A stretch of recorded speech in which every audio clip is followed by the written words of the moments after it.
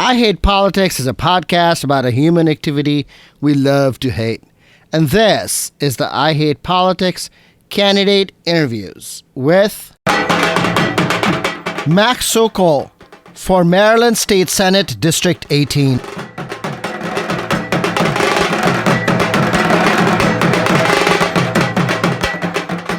I'm Sunil Dasgupta, host of I Hate Politics.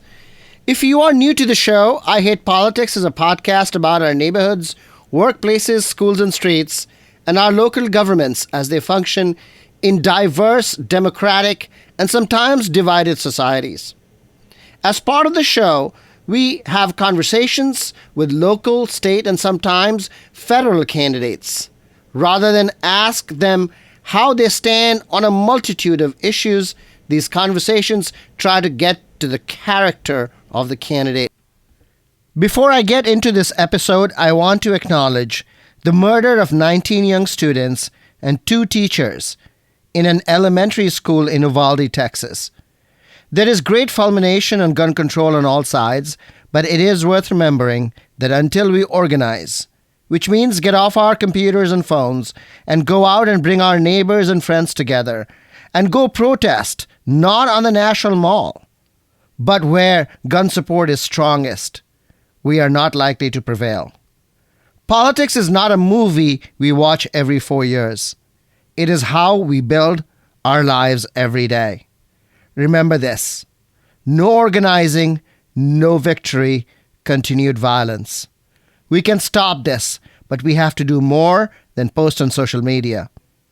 Over the summer, I hope to do an episode on how blue state folks can bring change to red states, but also the pitfalls in doing it wrong. Back to the episode.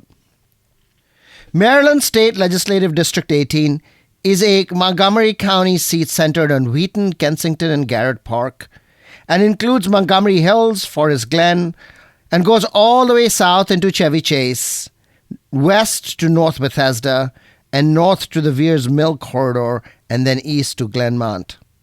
The Senate seat in District 18 has long been held by Jeff Waldstreicher, but in this 2022 primary, it is among the most contested legislative offices in Montgomery County, alongside the delegate positions in District 15 and 39. Viable challenges to state legislative incumbents are rare, not just in Montgomery, but across the state of Maryland, in part because districts are multi-member and incumbents tend to work together in informal, if not official, slates. In District 18, however, Max Socol, an organizer and social justice activist, has mounted a serious challenge against a sitting senator, and he has the backing of 2 previous District 18 senators and several Democratic Party leaders in the district and across the county. I talked with him about the housing problem in the county and the state. I should note that I invited Jeff Waldstreicher, the incumbent senator, to join the show, but he did not respond to my messages. Music for this episode comes from Emily Hall, a DC singer-songwriter who grew up in Wheaton. You can find her on Instagram at Songs by Emily Hall. Power of people rise above all the hatred and anger that leads us astray. Oh, I still believe in love today. No war that is fought can never be won. So lay down your weapons and throw out your guns. And don't be confused between what's black or white. Compassion's most powerful when we unite.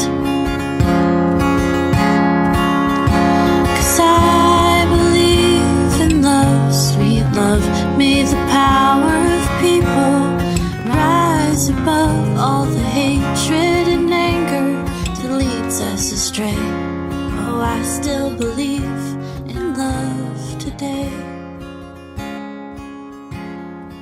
Max Socol, welcome to I Hate Politics. Thanks for having me. You wanted to talk about affordable housing statewide. From your perspective, describe the problem of affordable housing. The challenge of affordable housing in this country in general is that housing in the United States is a commodity. It's an investment strategy. And that's really, at the end of the day, incompatible with the idea that we also need housing for people. I've seen some legislators just recently, tweeting out like housing is a human right, a sentiment that I completely agree with. But when human rights are managed almost entirely by the private market as commodities, there is a fundamental conflict in priorities. So at the biggest, highest level, I would say that's the challenge that government is then dealing with affordable housing, which is that most people, the vast majority of people, agree people need a place to live, and nobody wants to see homelessness and evictions of families and things like that. But at the same time, we live in a society where, housing is by and large privatized. So that's the top level. And then I would say locally in Montgomery County, and certainly in my districts, the challenge of affordable housing is that while we live in a very wealthy part of the country, we live in a deeply economically and racially stratified, part of the country in terms of wealth. And so the needs of affordable housing are really, really different, even neighborhood by neighborhood or metro area by metro area. And in my case, I'm running for office in a district that includes large parts of Silver Spring and Wheaton, which is where I live, but also includes almost all of Chevy Chase and a large part of Bethesda. And I will add an optimistic note, which is I found a lot of alignment and agreement across this district on affordable housing, which has been very gratifying. But there's no denying that people experience the housing crisis, the rapidly increasing cost of housing in a very different way, even in the small state district where I run. So the United States has housed people, right? It's not as if we haven't housed people. Did we do it right at some point in the past and now we are not?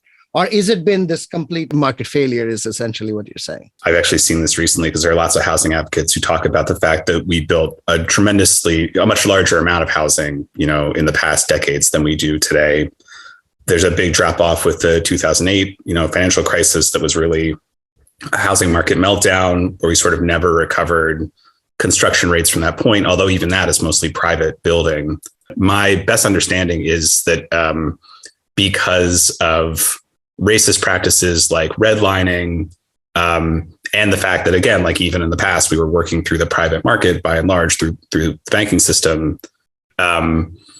We certainly built more housing at a prior point in US history, but never in a way that was truly for the public good. The construction of massive suburban housing projects financed by private banks, was by and large for white people, and was also a way of leveraging against primarily Black and immigrant communities that were living in cities. So, I think, were we building more housing at a certain point? Absolutely.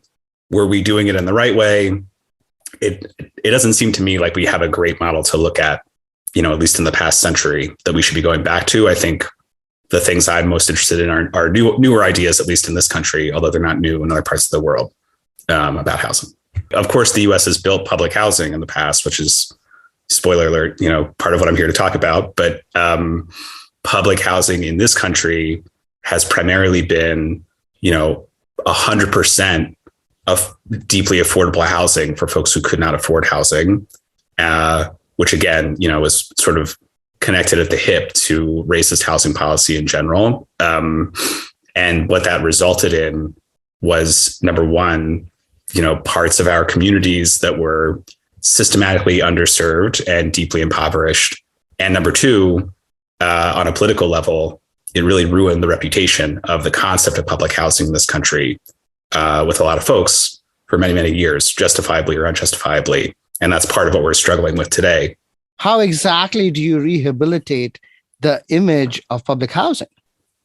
I am a big believer in the concept of social housing, which is an idea that is gaining more and more traction in this country.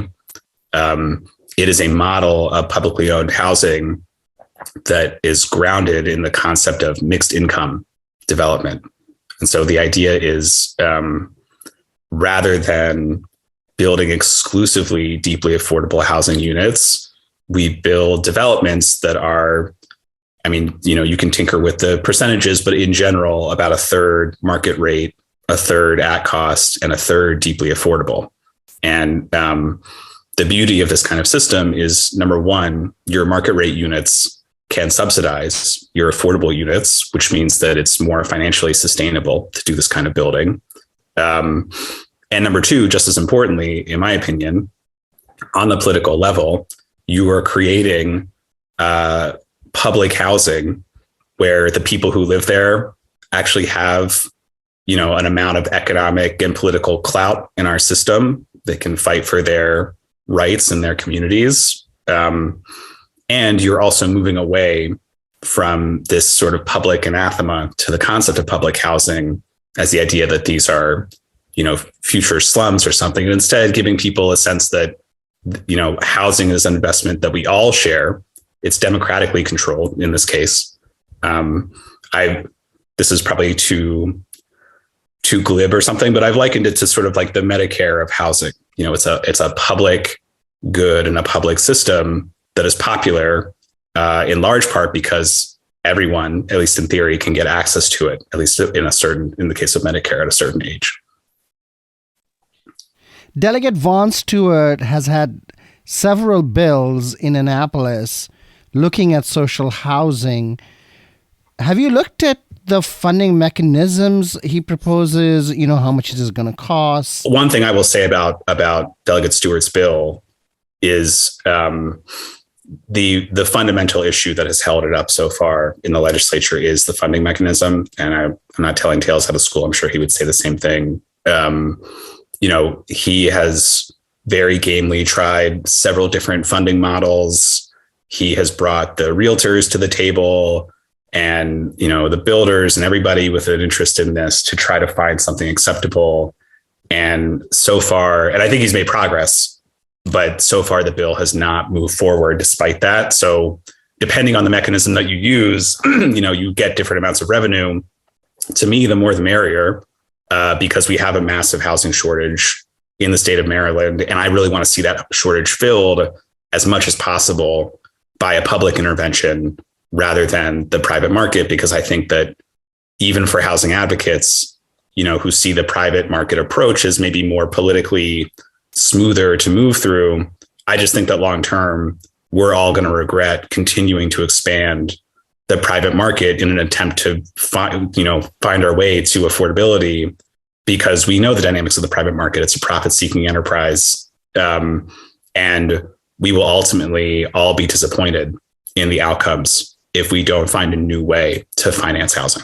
Do you have a solution to the funding issue that Delegate Stewart has been facing?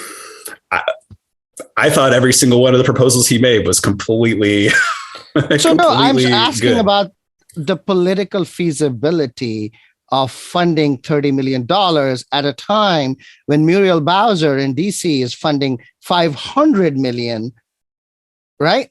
For a population of 500,000 people in DC, and you have 6 million people in Maryland. No, it's an appalling failure in this state. It's one of the reasons that I'm in this race, because I'm honestly shocked at the lack of political momentum that this idea has. Just as you say, like in comparison to DC, we are eons behind on housing issues, even with this huge crunch. I also just say, for clarity of this conversation, the funding mechanisms that Delegate Stewart has proposed are, one option is simply a millionaire's tax, tax on very high incomes. That's something that I support in general. I'd be happy to see it as part of a social housing bill, but it doesn't need to be.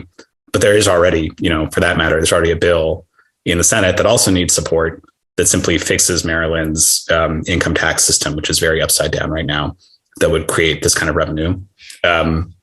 But the other proposal that he made that I also thought was completely reasonable was, a different type of surcharge or fee. There were a couple different versions. I don't know it's the exact terminology, but different types of fees that could be appended to real estate transactions of a certain amount. So basically, when wealthy homes are bought, or it's not wealthy homes, but when very expensive homes are bought or sold, something like a $50 or $100 surcharge is added to the transaction that goes into an already existing affordable housing fund that could then be used to create this social housing program.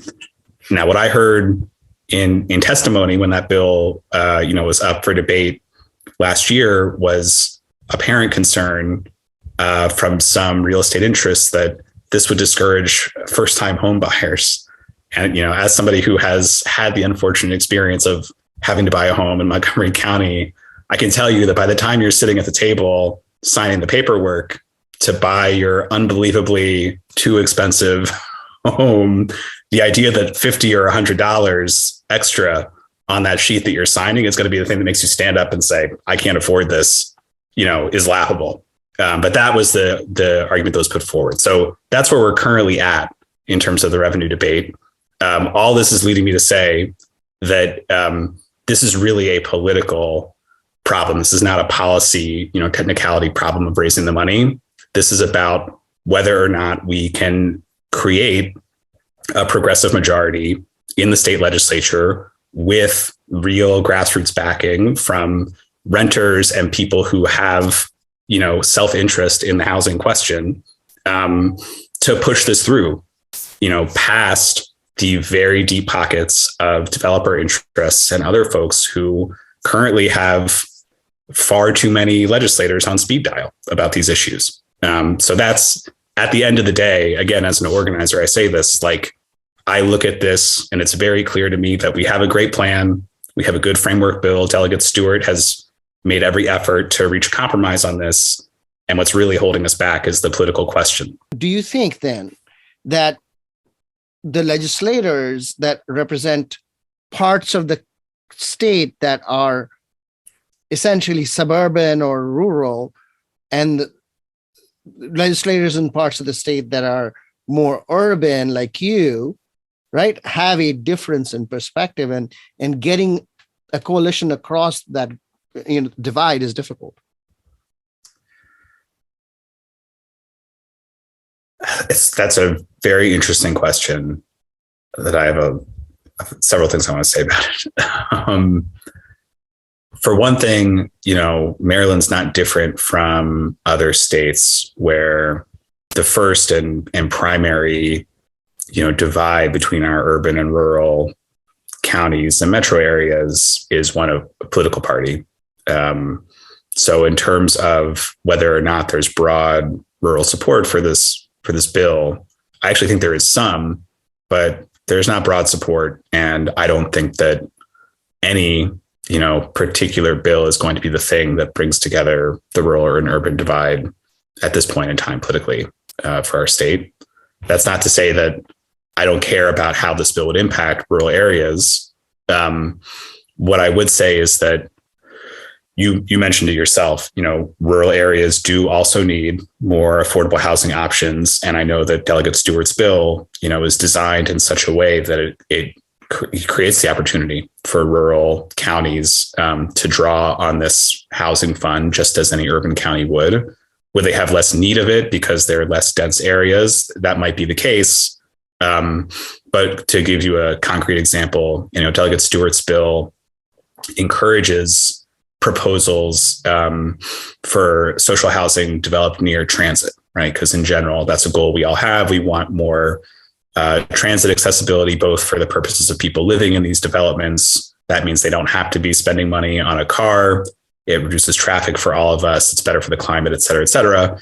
But it's not a requirement, because if a county, on the shore wants to get money for social housing development, they're not going to have necessarily the transit accessibility option, but they may still need the housing. So it's an encouragement, but not a requirement. So there flexibility is already in the bill that I agree with for that reason. The other thing that I'll say, though, is that, I would not be so quick to assume that there are not plenty of people living in more rural areas of Maryland who would like the opportunity to live in more urban areas of Maryland, but are priced out of doing so. Montgomery County, my county, is one of the most expensive places to live in the state, or really anywhere. And, there are great job opportunities here. There's great culture here. There are a lot of reasons to want to live in Montgomery County. I, certainly made it my home for a lot of those reasons. But right now, if you are not independently wealthy, it's very, very difficult to come to Montgomery County and live here. Not to mention all the people who did live in Montgomery County, sometimes for decades, and were displaced and pushed out and are now living in Frederick County or places like that and would like to come back. So it's no, shade on Frederick County or other parts of the state. They're also wonderful. I got engaged on the Eastern Shore. I love many parts of Maryland. But in terms of day-to-day life and economic opportunity, social housing, even if it's mostly being built in urban areas, creates opportunities for everybody in our state to have the choice of whether or not they want to live in a completely affordable, high-quality apartment here in Silver Spring, or if they want to live in a rural area. Do you think there's a difference on the affordability question between renters and those that want to own? For example, if you want to encourage more rental units to be built, you're going to have to work with people that own a lot of build a lot of rental units, those kinds of developers, including perhaps the hedge fund people. But as opposed to if you're trying to encourage more first-time buyers to buy, then you have a different set of policy interventions with respect to making down payments available, or that kind of thing. Those are, I think, very, very different and sometimes contradictory, because you have the same pot of money going to two different kinds of approaches. So do you see that difference? Is there a balance between them? How do you see that balance? Currently the federal system offers like a number of options for first-time home buyers, like you mentioned, to kind of give people basically like a public version of a bridge loan to get them into a home. And if you read up on the FHA and the first-time home buyer credits and things, what you tend to find is that the only problem with them is that they're just not enough. Because of these dynamics I'm already talking about, of like people don't have capacity to even save 1% of a down payment when down payments are so high, which is 1% is what you need to qualify for these kinds of loans. So I'm not saying that I wouldn't be interested in finding state level interventions at that point in the housing pipeline, but I think that the main opportunity that we have right now, and that indeed, many other states are already moving forward with this. I'm very tired of Maryland being a Democratic state that's always lagging behind. We're like 25th or below in any kind of progressive policy innovation. Very sad to say, but California is moving a social housing bill. New York and Oregon have already moved or are moving rent stabilization bills. States are finding ways to intervene in this process. What I would say is upstream from the home buying moment to the moment where we actually can be helping, working families save enough money to even have that as a consideration. Now, there's a whole other way of thinking about this, which is long-term. We could even contemplate a system where we move away from the idea of your house as your central financial investment. And social housing opens up that possibility for us as well, because the more of it that we build, the more opportunities people have to actually continue to inhabit social housing and not actually see saving up for a down payment on a single family home as their ultimate financial goal. I am more agnostic on that idea, but I know there's some social housing proponents who see this as a path, further out of housing commodification in that way. My main concern, certainly as somebody running for office right now and as somebody who organizes in the community, is to address the clear and pressing need right now for increasing affordable housing stock and getting the housing burden off of regular people. Okay. The way that Thrive is trying to change zoning is to say that multifamily homes should be allowed in areas that are close to transit and close to other urban locations. So that's one way to do it. The other way to do it is to go for a more generalized countywide zoning change. And the problem with limited zoning changes, because it allows only a handful of more units to be built, it almost always does not end up, significantly stabilizing housing costs. If there was a proposal to make a broad zoning change, countywide or statewide zoning change, that would allow at least some form of multifamily housing to be put almost by right, then first of all, the burden is shared across a much larger population. The prospect of opening large amounts of land for that purpose then actually signals to the market that this is a possibility, and then actually will, stabilize housing costs. So there are two ways to do this. The one that Thrive has proposed is politically easier, right? Because it only targets one rather than gets everybody mad. While you could get everybody mad a little bit and get a much bigger effect. So what do you think about that difference? That's an interesting way of framing it. I mean, going back to what I just said to you, the fact that you see Thrive as the more minimal approach and it's gotten people as mad as it has, I think, that certainly points to me at like future trouble in going larger. But maybe you're right that it spreading the blow across the whole back, makes it easier to deal with. Well, one of the criticisms of Thrive is that it will not deliver affordable housing. Right. Well, right? That's the other part I wanted to say is that, I don't know how in the weeds we want to get about the politics of Thrive. I bet you want to really get into them. But one of the things that I have seen as a disconnect in Thrive so far is that going back to that thing at the beginning of this conversation of the biggest possible I have seen Thrive make a cut in the potential coalition of people who really genuinely in good faith want more affordable housing in a way that I think ideally would not be necessary. Like there are people on the we don't support Thrive side right now who actually do want affordable housing, not everybody. And there are people making bad faith arguments about it, granted. But I do see that there are people who work, on affordable housing in a very genuine way who are frustrated with Thrive for this or that reason. For me personally, like I said, I support the goals around density.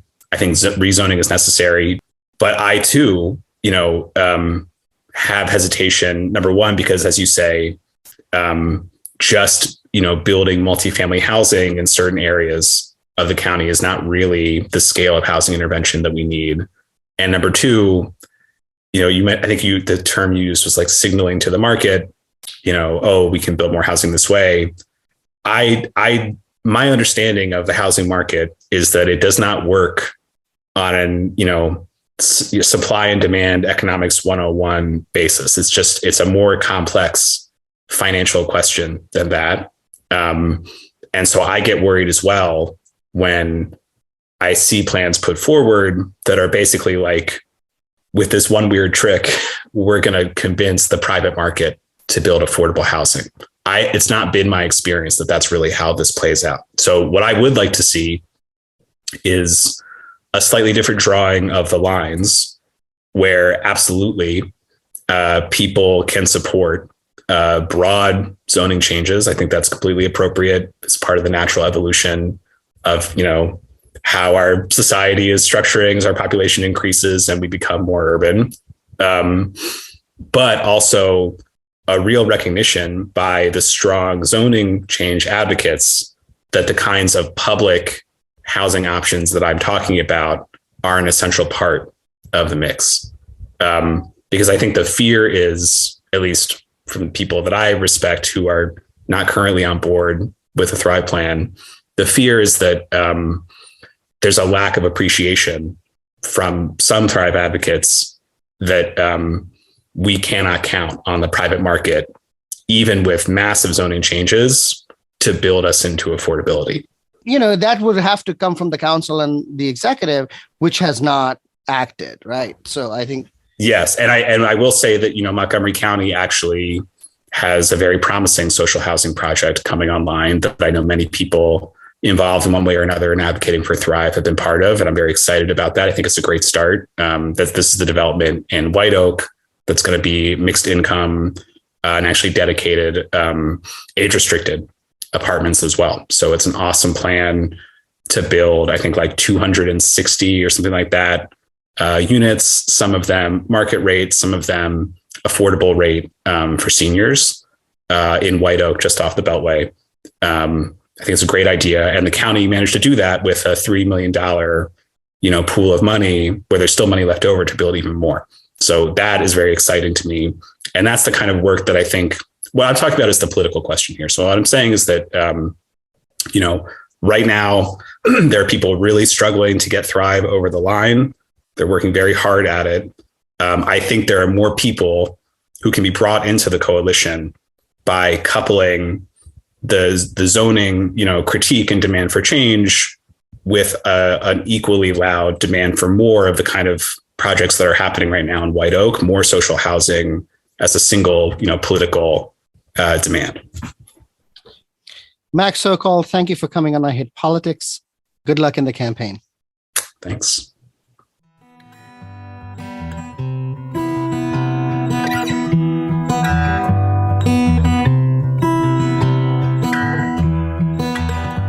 That was Max Socol for Maryland Senate District 18. You can find out more about him at max4senate.com, and you can follow him on Twitter at Max for Maryland. That's all for this episode. Music for this episode comes from DC-based singer-songwriter Emily Hall. I hope you'll listen, like, and share the show as we bring you stories about politics close to you and to your home. See you next time. And I've witnessed deep suffering, felt so numb, I just wanna stand still.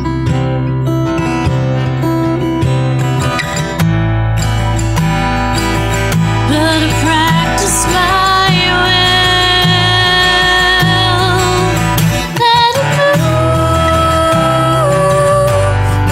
just let it move.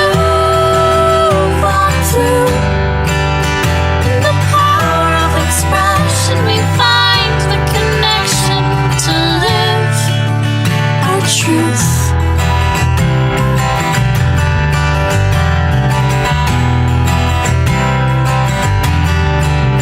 I've been trying to learn how to face the sadness. I've been trying to learn how to feel this grief.